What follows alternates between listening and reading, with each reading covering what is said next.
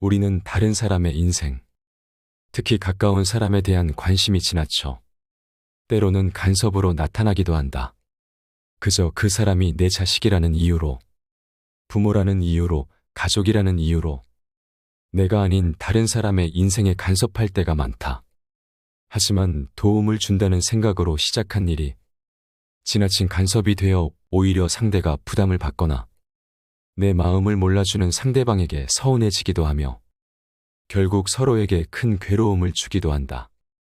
따라서 다른 사람의 인생에 간섭하는 것은 좋지 않다. 자녀가 취직 시험을 보든 말든, 결혼을 하든 말든, 자식이 20살이 넘었으니 자기 인생은 자기가 알아서 살게 내버려두는 게 자식에게 좋다. 애정을 갖지 말라는 게 아니라 간섭을 하지 말라는 뜻이다. 세상을 무관심과 포기 속에서 이기적으로 살아가라는 의미가 아니다. 남의 인생에 간섭하지 말라고 한 말의 의미는 절대로 가족과 세상 일에 관심을 끊고 그저 무관심해지라는 뜻이 아니다. 비록 그 대상이 내가 낳아 기른 자식이라도 독립된 인격으로 존중해야 한다는 의미이다. 지나치게 간섭해도 안 되고 너무 무관심해도 안 된다. 이것은 어려워 보일 수 있으나 이렇게 생각하면 어렵지 않다. 애정을 갖고 지켜보다가 그 상대가 도움을 요청할 때 적절하게 도와주는 것이다. 만약 누군가가 답답한 마음에 찾아와 제게 도움을 주십시오 하고 부탁할 때 상황에 맞는 적당한 조언을 해주면 모두에게 긍정적 효과가 나타난다. 그런데 상대방이 나에게 도움을 요청하지도 않았는데 좋은 조언을 한다면서 내가 보니 당신에게 이런 문제가 있는 것 같은데 하고 얘기하면 상대는 당연히 싫어한다. 일방적으로 조언해놓고 자기 말을 안 듣는다고 해서 너 알아서 해라. 나는 모르겠다 하고 내팽개치는 것은 애정이 없는 것이고 무관심이다. 저걸 그냥 둬야 하나, 고쳐줘야 하나라는 생각은 상대방을 도와주고 싶다는 마음보다는 상대에게 간섭하고 싶은 내 마음에서 비롯된다.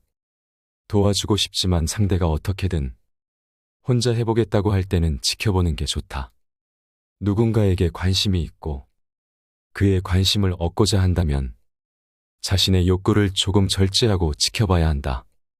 상대에게 도움이 필요한 때를 기다리거나 상대의 요청이 있을 때 도와주는 게 진정한 관심이고 애정의 표현이다.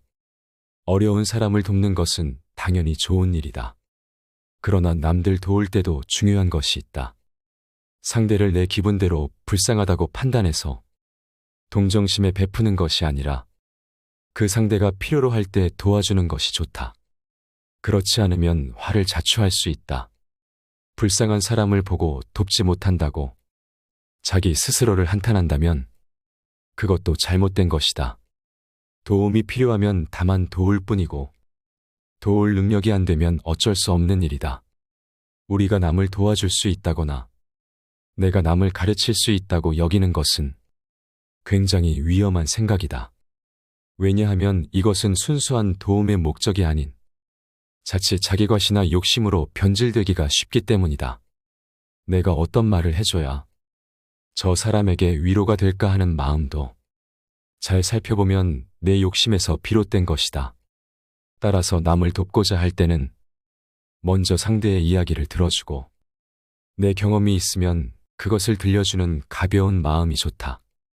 쓸데없이 남의 인생에 간섭하면 나의 일거리만 많아진다. 그것이 부모든 형제든 자식이든 그들의 인생에 간섭하기 시작하면 인생이 피곤해진다. 누군가를 돕다가 지쳤다는 건 자기 능력을 넘어서 지나치게 간섭했다는 것이다. 그러니 남의 인생에 간섭하는 것을 조금 줄이고 각자 자기 나름대로 살도록 놓아주어야 한다. 도움이 필요 없다는데도 굳이 가서 도와주겠다고 하지 말고 도와달라고 요청하면 그때 능력껏 도와주면 된다. 그때 비로소 남에게도 도움이 되고 내 인생도 한가해진다. 인간인 이상 끝없이 소유하려는 목표를 갖고 있다. 이 때문에 우리가 다 함께 행복해질 수는 없다. 누구나 행복하기 위해 열심히 살아간다. 하지만 그 행복이 욕망에 뿌리를 두고 있는 한 쏟아 부은 모든 노력이 결국은 불행으로 돌아올 수밖에 없는 기막힌 모순 속에 살고 있다.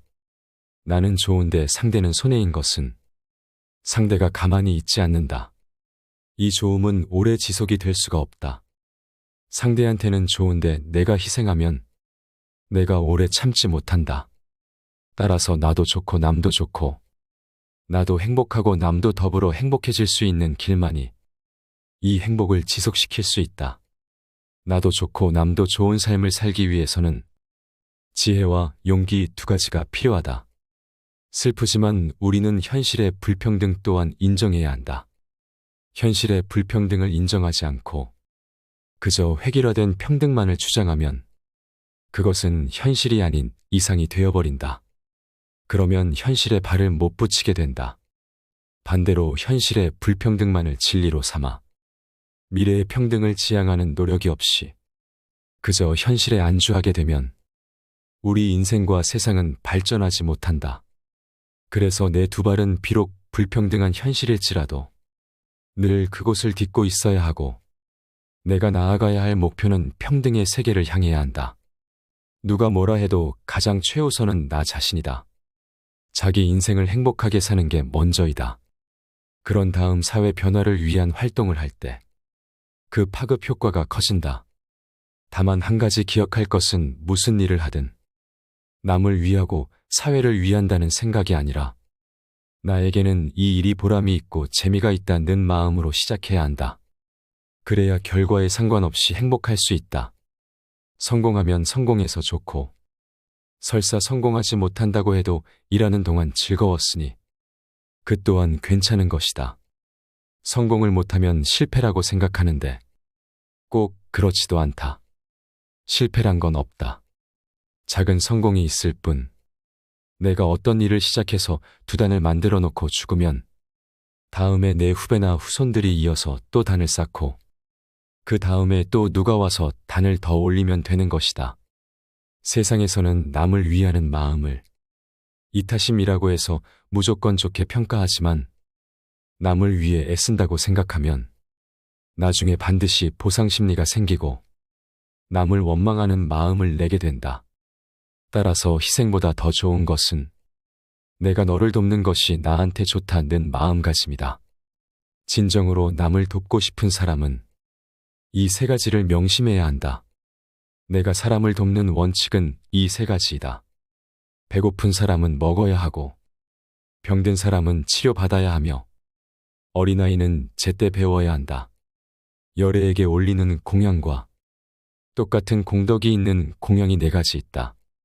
첫째, 배고픈 사람에게 먹을 것을 줘서 배부르게 하고, 둘째, 병든 이에게 약을 줘서 치료하고, 셋째, 가난하고 외로운 자를 도우며 위로하고, 넷째, 청정한 수행자를 잘 외워하는 것이다. 고통받는 사람들을 보면서 함께 괴로움에 빠질 게 아니라 나는 그래도 아직 건강하고 먹고 살 수 있으니 얼마나 다행인가. 이렇게 감사하게 생각하면서 내가 할 수 있는 범위 내에서 그들을 한 명이라도 도울 수 있는 길을 찾아야 한다. 한 명을 도울 수 있으면 한 명을 돕고 두 명을 도울 수 있으면 두 명을 도우면 된다. 절대로 무리하지 말고 자기 능력껏 하면 된다. 욕심을 부리지 않고 돕다 보면 지금 당장은 한 명밖에 도울 수 없지만 앞으로 10명을 도울 수 있는 힘이 생긴다. 우리가 남을 돕는 마음이 생기면 도움을 받는 사람들보다 몇 배나 더 큰 행복이 나에게 돌아온다. 그런데 많은 사람들의 행복과는 도움을 주는 쪽이 아닌 내가 도움을 받는 쪽에 치우쳐 있다. 남에게 도움받는 것을 좋아하는 사람은 그만큼 남에게 종속된 삶을 살게 된다. 반면에 주려고 하고 나누려고 하면 당장 가진 것에 상관없이 부자가 된 기분이다. 꼭 큰 걸 나눠야 하는 건 아니다. 무엇이든 나누는 마음이면 된다.